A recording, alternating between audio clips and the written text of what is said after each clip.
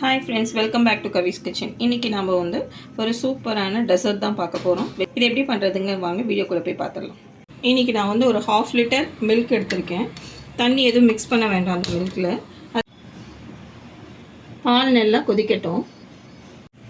பால் கொதிச்சுட்டே இருக்கட்டும். அதுக்குள்ளே நம்ம கஸ்டர்டை ரெடி பண்ணிடலாம். இதில் நான் வந்து 3 டேபிள் ஸ்பூன் கஸ்டர்ட் எடுத்து வச்சுருக்கேன். அது கூட வந்து ரூம் டெம்பரேச்சர் இருக்க பாலை வந்து ஒரு 3 டேபிள் ஸ்பூன் அதில் போட்டுட்டு லம்ஸ் இல்லாமல் நல்லா கரைச்சி வச்சுக்கோங்க. இந்த மாதிரி எந்த ஒரு கட்டியும் இல்லாமல் இந்த மாதிரி மிக்ஸ் பண்ணி வச்சுக்கோங்க. பால் இப்போ நல்லா நமக்கு கொதிச்சிருச்சு.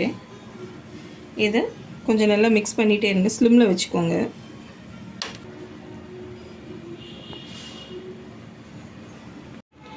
இந்த கொதிக்கிற ஸ்டேஜில் நம்ம கஸ்டர்டு மிக்ஸ் பண்ணி வச்சுருந்தோம் இல்லையா, அதை வந்து இது கூட ஆட் பண்ணிடலாம்.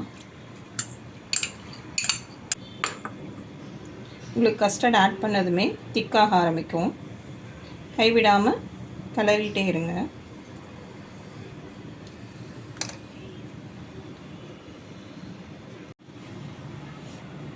இப்போ பார்த்திங்கன்னா கொஞ்சம் கெட்டியாக இருக்குது. இந்த ஸ்டேஜில் நான் வந்து சுகர் வந்து 5 டேபிள் ஸ்பூன் வச்சுருக்கேன். உங்கள் வீட்டுக்கு தகுந்த மாதிரி கூட்டி குறைச்சி எப்படி வேணால் ஆட் பண்ணிக்கோங்க. ஸ்வீட் அதிகமாக பிடிக்குன்னா கொஞ்சம் சேர்த்தி, இல்லை ஸ்வீட் கம்மியாக வேணும்னா கம்மியாக அந்த மாதிரி ஆட் பண்ணிக்கோங்க.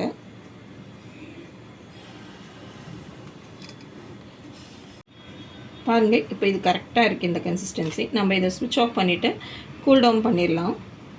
இது நல்லா நம்மளோட கஸ்டர்ட் நல்லா கூல் டவுன் ஆகிடுச்சு. இது கூட நம்ம வந்து ஃப்ரூட்ஸ் எல்லாம் ஆட் பண்ணிடலாம்.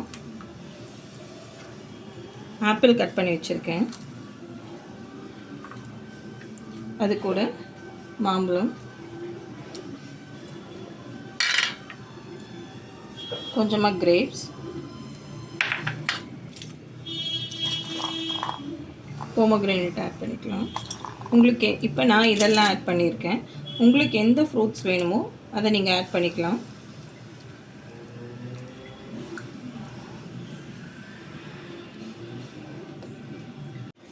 இப்போ நம்மளோட ஃப்ரூட் கஸ்டர்ட் வந்து ரெடி ஆகிடுச்சு. இவ்வளோ தான்.